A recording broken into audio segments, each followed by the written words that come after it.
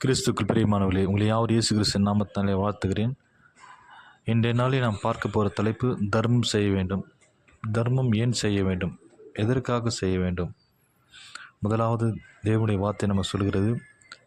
மத்தேயு 6ஆம் அதிகாரம் 1ஆம் வசனம், மனுஷர் காண வேண்டும் என்று தர்மம் செய்ய எச்சரிக்கையாக இருங்கள் என்று சொல்கிறது.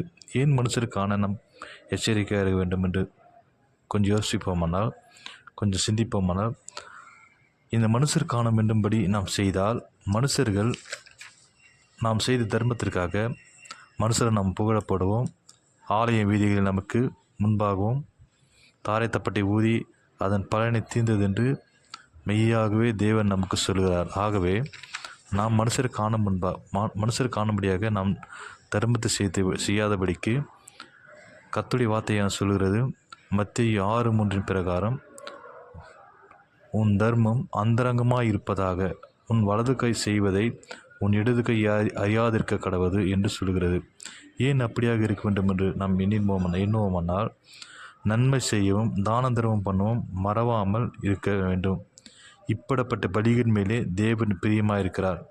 ஆக நாம் தர்மம் செய்தல் ஒரு பலி செலுத்துவதற்கு நிகராக காணப்படுகிறது.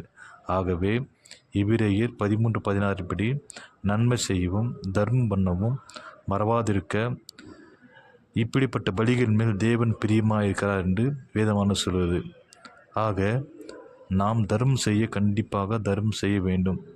ஏன் கர்த்தராகிய இயேசு கிறிஸ்துவானவர் ஜெபம் பண்ணுங்கள், விசுவாசம் பெறுங்கள் என்று இதையெல்லாம் பின்னாக தள்ளிட்டு முதலாவது தர்மம் செய்யுங்கள் என்று கூறியதற்கு காரணம் என்னவென்றால், எல்லா மனுஷரும் ஒரு நிலையில் ஒரு இடத்தில் தர்மம் செய்ய அழைக்கப்பட்டிருக்கான்.